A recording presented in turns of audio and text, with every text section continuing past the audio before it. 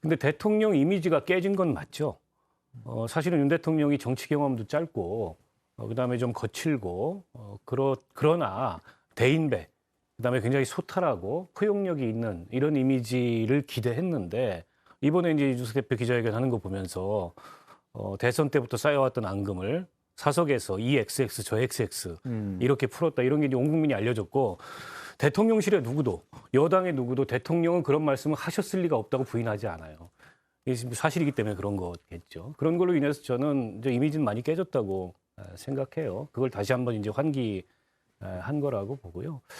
이준석 대표가 왜 이렇게 대통령과 각을 세우냐. 주호영 비대위원장도 대통령을 직접 이렇게 지칭하거나 비판하는 얘기를 좀 삼갔으면 좋겠다. 이렇게 얘기를 하는데 근데 반대로 뒤집어 생각하면 해보면 지금 이준석 대표 입장에서는 어차피 어설프게 그 정치를 해봐야 남는 게 없는데 뭐 막말로 이판사판인 상황인데 제일 센 사람하고 붙어야지 그러면 뭐 그 약한 사람들 골라가지고 누구 뭐 장모모 의원, 권모모 의원 왜 그랬어요? 예. 이래 봐야 사실은 본인의 몸값만 낮추는 거죠. 저는 의도적으로 그런 상황이 들어있다고 생각합니다.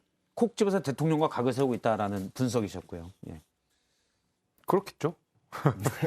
이 부분은 어떻습니까? 아까 이제 김병민 대변인도 얘기를 했는데요. 근데 박근혜 전 대통령의 발언들을 끄집어왔잖아요. 네. 이준석 전 대표하면 제일 먼저 떠오르는 게 박근혜 퀴즈입니다. 그때 2012년에 비대위원이었죠. 2012년 비상대책위원으로 활동하면서 누구보다 박근혜 전 대통령을 위해 열심히 일해왔고 또 박근혜 전 대통령과 함께 정치를 하지 않았습니까? 근데 그 이후에 보여줬던 행보는 누구보다 거칠게 박근혜 전 대통령을 비난하고 비판했습니다. 그러니까 이준석 전 대표가 걸어왔던 길들이 똑같은 행동이 반복되잖아요. 윤석열 대통령을 만들기 위해서 본인이 그 당시에 아니라고 생각됐으면 내가 생각하고 있는 내용이 아니기 때문에 본인이 당대표직에서 사퇴할 수도 있고 더 좋은 사람들이 윤석열 대통령이 당의 경선을 통해 후보로 확정이 됩니다. 본인 말처럼 정말 나는 윤 대통령과 생각이 안 맞는다. 그럼 당대표 사퇴하고 난 다음 다른 분이 맡으십시오라고 할 수도 있는 거고 본인의 정치적 판단 아니겠습니까?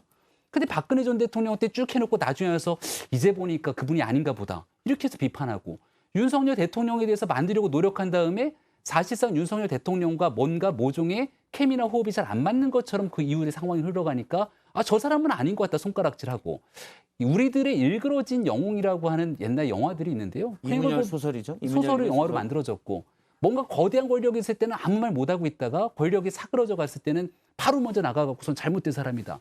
이렇게 얘기하는 과정들을 지켜볼 때 과연 국민들은 누구에게 잘잘못을 따지겠는가. 양두구육 전문가라는 말씀 주장이신데. 아니, 국민들이 봤을 때는 이런 내용들을 통해서 저도 이 대표한테 쓴소리 하고 싶진 않은데 너무 과격하게 윤석열 대통령을 공격하면서 자신의 정치적 장으로 끌어들이려고 하니까 이런 일들도 그만했으면 좋겠습니다.